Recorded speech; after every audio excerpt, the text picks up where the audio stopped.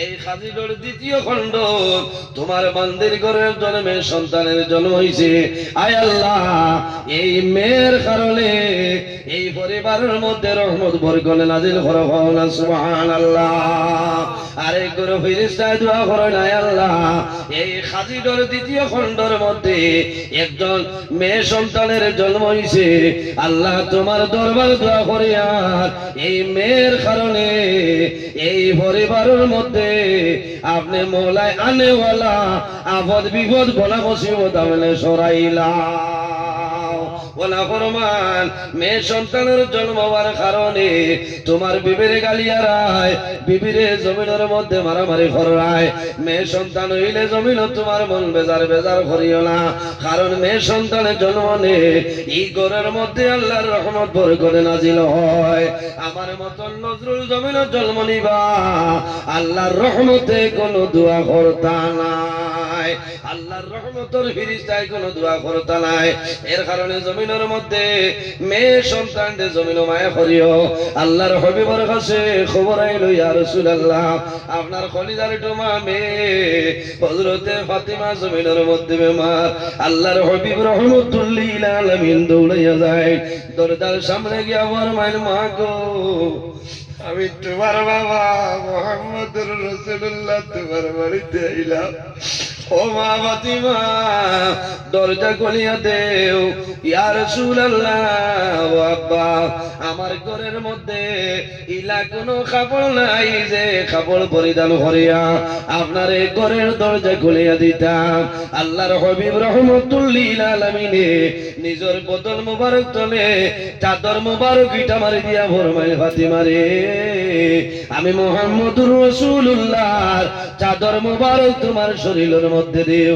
তুমি পর্দা করিয়া শরীর আবরু বানাইয়া আমি তোমার বাবার ঘরে দরজাটা খুলিয়া দিও। হায় রে হায়,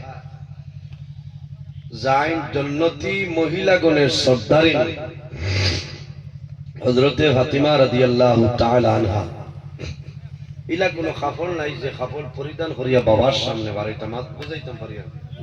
ও মা বইল বলে, একটা বার মা ফাতিমার জীবনে পড়িয়া চাও, তোমার জীবন পরিবর্তন হয়েছে।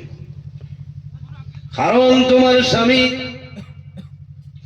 একবার হযরতে ফাতিমা রাদিয়াল্লাহু তাআলা আনহা হযরতে আলী রাদিয়াল্লাহু তাআলা আনহুর লগে সামান্য ঝগড়া বিবাদ করে লইছেন। দজনে দরবার হইছে। আল্লাহর হাবিব আলাইহিস সালাম মা ফাতিমার বাড়িতে আইছেন। আমার লগে লগে দেখেন হযরতে আলী কুশ। হযরতে আলী বেজার নাই, হযরতে আলী জমিনের মধ্যে কুশ হয়ে গেছেন। রাসূলুল্লাহ ফরমাইল, ফাতিমা, আমার দামান জমিন বেজার না কুশ। ইয়া রাসূলুল্লাহ, ও আব্বা, আপনার দামান জমিন কুশ হয়ে গেছে, আমি কুশ করে লইছি। রাসূলুল্লাহ ফরমাইল, ফাতিমা, মাগো জানিয়া রাখিও, যদি তোমার স্বামী আমার দামান আলী জমিন বেজার রইতা, আর এই সময় তুমি মা জমিন তলে মারা যাইতাই, আমি মুহাম্মদুর রাসূলুল্লাহ তোমার জানাজার মধ্যে আইলাম না। কত বড় গুরুত্ব দেখাইছেন, মাত বুঝা গেছে?